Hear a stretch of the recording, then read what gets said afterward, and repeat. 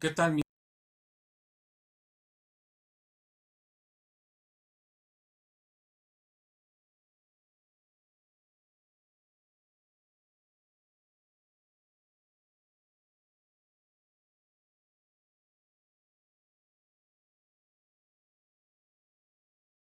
como documento del Imperio Romano tiene una validez histórica?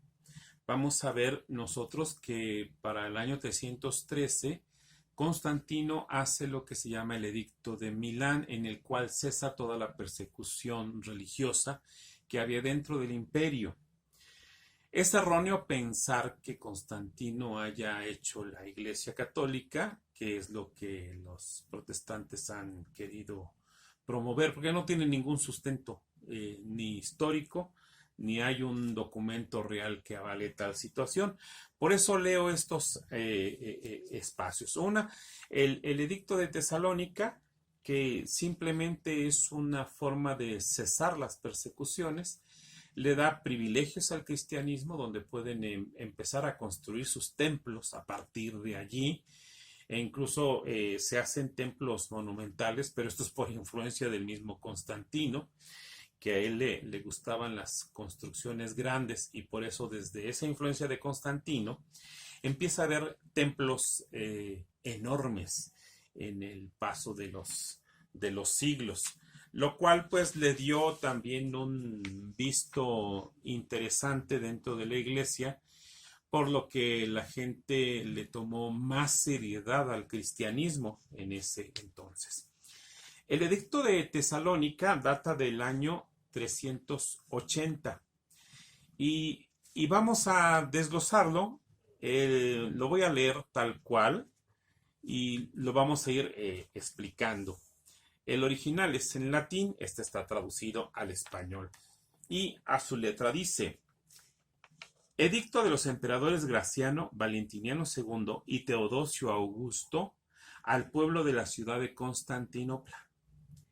Queremos que todos los pueblos que son gobernados por la administración de nuestra clemencia profesen la religión que el divino apóstol Pedro dio a los romanos, que hasta hoy se ha predicado como lo predicó él mismo, y que es evidente que profesan el pontífice Dámaso y el obispo de Alejandría, Pedro, hombre de santidad apostólica. Esto es, según la doctrina apostólica y la doctrina evangélica, creemos en la divinidad única del Padre y del Hijo y del Espíritu Santo, bajo el concepto de igual majestad y de la piadosa Trinidad. Ordenamos que tengan el nombre de cristianos católicos quienes sigan esta norma, mientras que a los demás los juzgamos dementes y locos, sobre los que pesará la infamia de la herejía. Sus lugares de reunión no recibirán el nombre de iglesias y serán objeto primero de la venganza divina, y después serán castigados por nuestra propia iniciativa, que adoptaremos siguiendo la voluntad celestial. Dado el tercer día de las calendas de marzo en Tesalónica, en el quinto consulado de Graciano Augusto y primero de Teodosio Augusto. Bueno, desgloso un poquito el dato. Como acaban de escuchar ustedes, en este edicto menciona al apóstol San Pedro. Bueno, aquí dice queremos que la religión que el divino apóstol dio a los romanos sea la que se profese, que hasta hoy se ha predicado como lo predicó él mismo, y que es evidente que profesan el pontífice Dámaso y el obispo de Alejandría, Pedro. Es decir, no está remitiendo en el documento, no hace referencia a Constantino. Si Constantino hubiera hecho la iglesia católica como afirman los protestantes, el edicto lo hubiera dicho, como nuestro antecesor Constantino nos dejó, pero eso no lo dice el edicto. Se está refiriendo hasta el apóstol San Pedro, y dice aquí el edicto que el divino apóstol Pedro es el que dejó esa religión en Roma. Eso es lo que está diciendo el documento. Esto es según la doctrina apostólica y la doctrina evangélica. Creemos en la divinidad única del Padre, del Hijo y del Espíritu Santo, bajo el concepto de igual majestad y de la piadosa Trinidad. Fíjense qué importante es esto. Para el año 325 es cuando surgió el credo niceno-constantinopolitano, que esto es anterior incluso pues a la Sagrada Escritura. Este edicto es anterior todavía a la Sagrada Escritura tal como la conocemos ya como Biblia, la compilación del canon de la Sagrada Escritura, Nuevo Testamento, todavía no se está realizando hasta ese momento. Mientras que a los demás los juzgamos dementes y locos, sobre los que pesará la infamia de la herejía.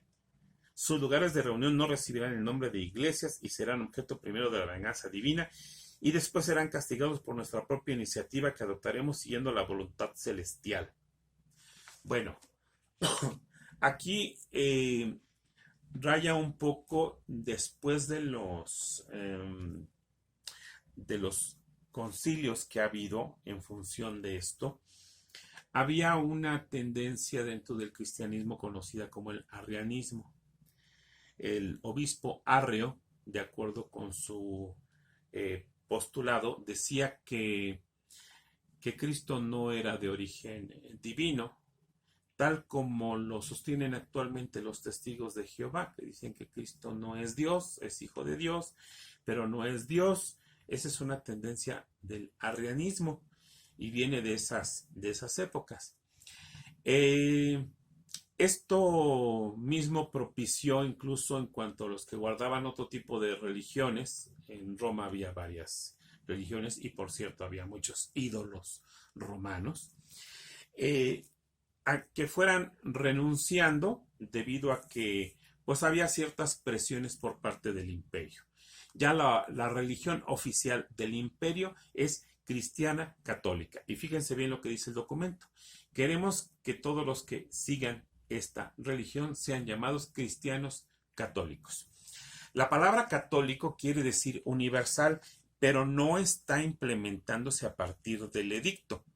La palabra católico ya con San Ignacio de Antioquía en el año 107. San Ignacio de Antioquía fue discípulo del apóstol San Juan y fue el primero al cual pronunciaría este nombre propiamente, nada más que vamos a ubicar. San Ignacio decía: mi nombre es cristiano y católico es mi apellido.